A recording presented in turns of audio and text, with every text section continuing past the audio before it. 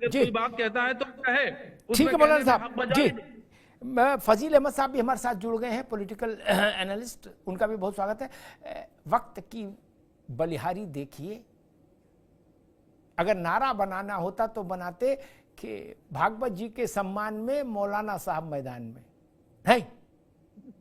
ये वक्त है, ईश्वर क्या क्या रंग दिखाता है, उसकी कायनात वही मालिक है। क्या नारा लिखना होता तो मैं यही लिखता बरेली में, भागवत जी के सम्मान में मौलाना साहब मैदान में, जय जय हो जाती। बताइए, गंगा भी मगन, जमुना भी मगन, भाई भी मगन, चारा भी मगन। नहीं, अब इससे ज्यादा और क्या भाईचारा होगा और कितना होगा, यही अद्भुत है। फजील अहमद साहब जुड़ गए।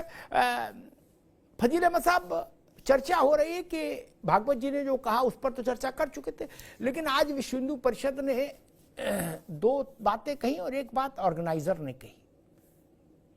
विश्व हिंदू परिषद ने कहा कि काशी और मथुरा 84 में मुसलमान पक्ष को कहा गया था कि आप अयोध्या, काशी, मथुरा छोड़ दीजिए, एक प्रस्ताव दिया गया था, तो फिर शेष लाखों मंदिर भूल जाएंगे हिंदू समाज। बोले वो नहीं हुआ, चलो अब भी समय है, काशी और मथुरा बचे हैं, उनको स्वेच्छा से हिंदू समाज को सौंप दे, तो भविष्य की बात पर चिंतन हो, बात हो। एक दूसरी बात, बीएचपी ने कहा कि अगर मस्जिद सरकारी नियंत्रण में नहीं है तो मंदिर भी सरकारी नियंत्रण में नहीं रहेंगे और 5 जनवरी से इसके लिए देशव्यापी आंदोलन शुरू करेंगे।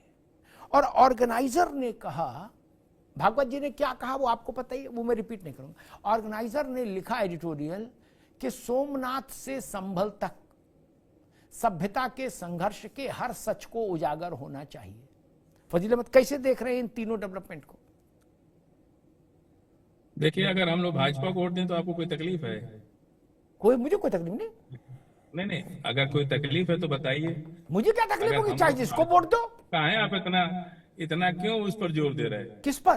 भागवत जी या वीएचपी, उन लोगों का अपना मसला है, हम लोगों का नहीं, उससे किस पर कोई जोर लेना दे देना रहे हैं? नहीं, आप किसी बात जोर कर दे रहे हो रहे हैं भाई? अगर मुसलमान, सुनिए, हाँ जिस तरह से शिवसेना सबसे बड़ी हिंदू पार्टी थी ना, हाँ तो मुसलमान आज महाराष्ट्र के अंदर आज मुसलमान पागल हुआ है वोट देने के लिए शिवसेना को। ठीक, तो अच्छी कल को बात अगर भाजपा को भी मुसलमान पागल होकर वोट दे जी, तो कोई दिक्कत है आपको? बहुत अच्छी बात है, बिल्कुल देना चाहिए। हाँ, जिसको मन करे यही उसको मैं वोट कह देना रहा हूँ। चाहिए। हाँ बाकी बीएचपी क्या कहता है, वो क्या कहते हैं भागवत जी, ये उनका अपना मामला है, इससे हम लोग का कोई लेना देना नहीं। अच्छा, ये उनके अपने परिवार का मामला है। अरे जी। बीएचपी प्रॉक्सी ना है आरएसएस, मैंने भागवत जी की प्रॉक्सी ना है बीएचपी, उनकी अपनी औकात क्या है? और इस तरह के तमाम छोटे छोटे 100 संगठन वो प्रॉक्सी हैं आरएसएस के, और मोहन भागवत जी क्या कर रहे हैं, वो क्या कर रहे हैं, उनका अपना मामला है। हम लोग का इन सब चीजों से कोई लेना देना नहीं। हम लोग भारत के संविधान, बाबा साहब अम्बेडकर के बनाए संविधान पर ट्रस्ट करते हैं, उसी पे अपनी दिनचर्या चलाते हैं, उसी को चाहते हैं कि सभी लोग माने उसको, चाहे वो अमित शाह जी हो, चाहे भाजपा हो, चाहे आरएसएस हो, चाहे वीएचपी हो। कोई भी संगठन बाबा साहब अम्बेडकर के बनाए संविधान से ऊपर नहीं है। हम आज भी कह रहे हैं कि संविधान से देश चलेगा और संविधान से सबको चलना चाहिए। आज भाजपा की सरकार है तो ये लोग बढ़ बढ़ के बोल रहे हैं, क्योंकि भाजपा इन लोगों पे कार्रवाई नहीं कर रही है, जबकि पूरी तरह हेट स्पीचेज होती है इनकी, लेकिन चूंकि उनकी अपनी प्रॉक्सी है इसलिए वो उस पर हमला नहीं बोल रहे, ना कोई कानूनी कार्रवाई कर रहे, जबकि संविधान में कार्रवाई करना चाहिए। लेकिन अगर सरकार आंख बंद किए है, इन लोग के गुनाहों को माफ कर रही है, तो हमको कोई दिक्कत नहीं है। हम तो बाबा साहब के बनाए संविधान पर भरोसा करते हैं और उसी संविधान से देश चलेगा। चाहे वो बुद्ध मंदिर का मामला हो, चाहे सोमनाथ मंदिर के नीचे बुद्ध गुफाएं मिली है, उसको बुद्ध मंदिर को बुद्ध मठ को देने की बात हो, चाहे 20,000 मंदिरों की लिस्ट बुद्धिस्ट समाज के लोग बना लिए हैं कि अगर 91 वर्शिप एट आज खत्म कर दीजिए और 20,000 मंदिरों पर दावा दाखिल हो जाएगा। आखिर अदालत तो सबके लिए है ना, कि एक ही धर्म के लिए है। ठीक है फजील भाई, अदालत में तो सबको जाने का अधिकार है। ठीक। हमसे फजील अहमद कह रहे थे कि मुसलमान भाजपा को वोट दे तो आपको क्या तकलीफ? मुझे कोई तकलीफ नहीं, मैं तो कहूंगा लड्डू बांटो भैया, चाहे जिसको वोट दो। फिर उनका नहीं, ये विश्व हिंदू परिषद और सब लोग कह रहे इनसे हमारा क्या लेना देना, लेकिन उनका लेना देना बुद्ध से है। बुद्ध मंदिरों की लिस्ट मुझे में रखे हैं क्या? यहां तो करे, अभी बीच में नहीं फजील अहमद, आप मेरा बहस का तरीका जानते हो, बीच में तो बोलने नहीं देते ना, बीच में नहीं, जब अवसर दोबारा मिले तब बात कहिएगा, अभी नहीं, अभी नोट डाउन करते रहिए।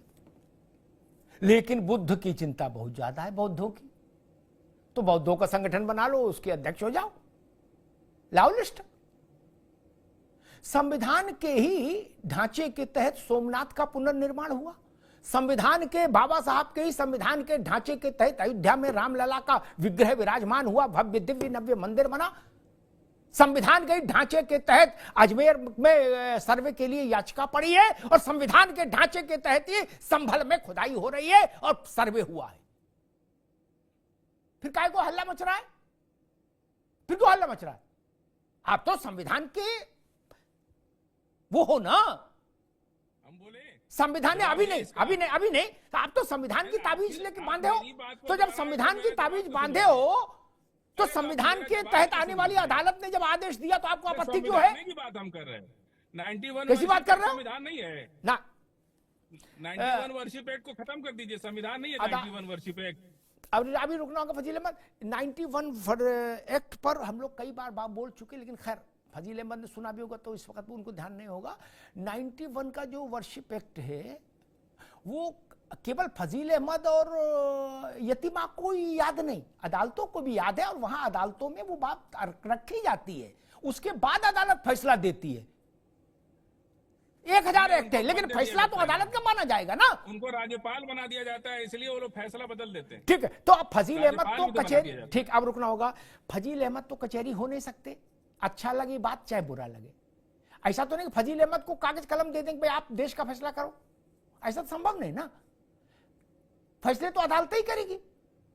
उनको राज्यपाल बनाए और चाहे चुंगी में बाबू बनाए, लेकिन फैसला तो अदालतें करेंगी। इंदिरा गांधी के समय में कड़वा कड़वा थू और मीठा मीठा गप याद नहीं? मौलाना साहब आपको शायद याद होगा, आप तो लिखने पढ़ने वाले आदमी हैं। एक आदमी को हाई कोर्ट का जज बनाया, फिर उससे जो अपने फैसले थे वो करा लिए, फिर उसको वापस नहीं आई, राज्यसभा भेज दिया, फिर राज्यसभा का टर्म खत्म हुआ तो फिर जज बना दिया। याद नहीं? तब बाबा साहब की किताब नहीं लेके निकले थे, तब अम्बेडकर जी जिंदाबाद का नारा नहीं लगाए। अब बता रहे राज्यसभा भेज दिया जाता है रिटायरमेंट के बाद, यहां तो बीच में भेजा भाजी थी, तब फजील अहमद ने नहीं पढ़ा। ये समस्या ये है, इतिहास का उतना ही भाग पढ़ना चाहते हैं जो जिसमें अर्ध सत्य भरे हो, जिसमें यह बताया जाए कि औरंगजेब महान था, वो उतना ही इतिहास पढ़ेंगे। औरंगजेब आक्रांता था, वो वाला चैप्टर उसमें ले ही लगा देते हैं, वो पलट देते हैं। यही समस्या। खैर